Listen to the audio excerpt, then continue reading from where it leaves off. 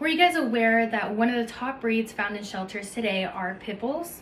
According to Vessi Genova and 34 eye-opening pit bull statistics in 2022, you are 213% more likely to get a severe injury from a pit bull bite compared to other breeds. In the same article, it was written from 2005 to 2019, there is an average of 30 to 40 fatal dog attacks by pit bulls per year. So what is a pit bull? A pit bull is not a recognized breed. It's actually more so a category of breed. So some breeds that are included in pit bulls are American Bull Terrier, Staffordshire Terrier, or English Staffordshire Terriers. So here are some examples of what would be classified as pit bulls. Pretty much you look at the breed, you see their characteristics, and you determine that it looks like a pit bull. So pit bulls tend to be a bit more beefy, stocky. They're medium-sized dogs. They're very athletic. Here is another picture. Some will have those clipped ears, but naturally they will have more of a floppy ear shown here. They are known to be very loyal to their owners, but also highly dog aggressive. They also have a very powerful bite that can leave you with severe injuries. They are known to latch onto their prey. They will hold onto that prey and maybe even wiggle and rip the skin a little bit. So that's where that severe injury comes from. So these dogs were historically bred to be bull baiters, but they were later bred to be dog fighters. So due to their history of breeding, the severe injuries they cause, and their known dog aggression, they are usually abused, left in shelters, and euthanized. There are even some states and cities within the United States that ban these dogs from entering the premises. So shelters are overrun with this breed. And I think that if people were to understand the history of them, the outcomes of potentially owning one, or also learn to match their personality and their livelihood to the dog that best matches them, then there won't be so many dogs in shelters. So pit bulls are genetically aggressive due to their history of breeding, but that does not mean that they are bad dogs. So pit bulls were originally bred to be bull baiters, but later bred to be dog fighters. This was done through selective breeding. So selective breeding is breeding for a certain trait. So these pit bulls were bred to be stocky, athletic, strong, loyal to owners, and also highly dog aggressive. So they'll take a male dog with all those traits and breed it with a female dog with similar traits to make the perfect dog fighting puppies.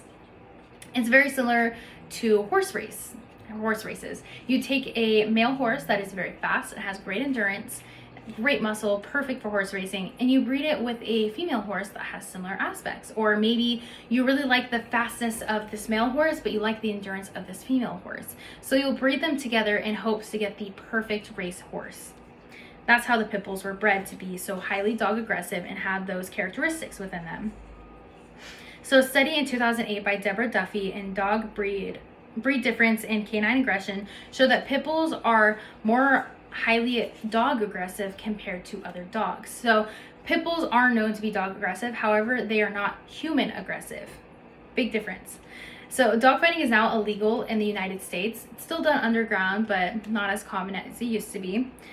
So because of this, breeding is now extremely random.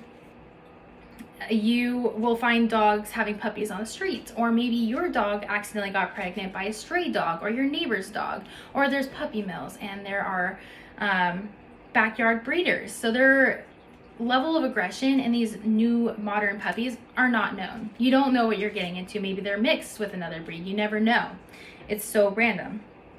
But some people believe that the dog aggression in pit bulls is more nurture compared to nature. So how they are raised in their environment compared to their genetics. They also believe that the media has exploited this breed horribly and made it so much worse than it actually is, and that all dogs can be aggressive, but pit bulls are stigmatized because they have a stronger bite compared to others.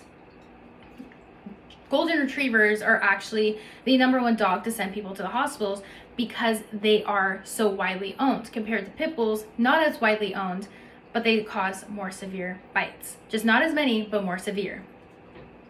A study in an article called Highly Heritable and Functionally Reverent Breed Difference in Dog Behavior by Evan McLean found that dog aggression is actually heritable, about 60 to 7% heritable. So that other 30 to 40% is probably due to their nurture, how they are raised. So 67% genetics, 30 to 40% nurture. And maybe they will have that aggressive gene within them, but that does not mean that it has to be shown. If they are raised correctly, maybe they won't be aggressive at all. Does this mean that they are bad dogs? Absolutely not. These dogs are known to be very loyal to their owners, great family dogs. And I actually have a cute little picture to show you that they can be such great dogs. If you were to get a pit bull puppy and you socialized it at a young age, you took it to dog parks, you had another dog, this dog might be the absolute best dog you'll ever own. You just have to be aware of the outcomes, the possibility of being injured or other dogs being injured, and read the warning signs of the aggression. So if you see your dog's ears go back, be aware it might be getting angry, take a step back. So if you were to raise this dog correctly, like every other breed, this dog might be the best dog for you. So pit bulls are genetically aggressive because they were bred to be dog fighters. Their traits were passed down continuously.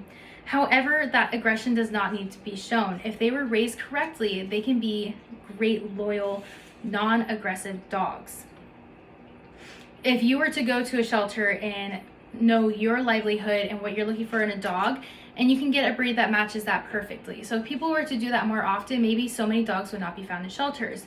Also, German Shepherds are now being bred to not have hip dysplasia, which is a known problem within German Shepherds. So they're breeding that gene out. So they're taking the German Shepherds without hip dysplasia, breeding with another one that doesn't, and making them puppies in hopes that that will not be a problem in the future.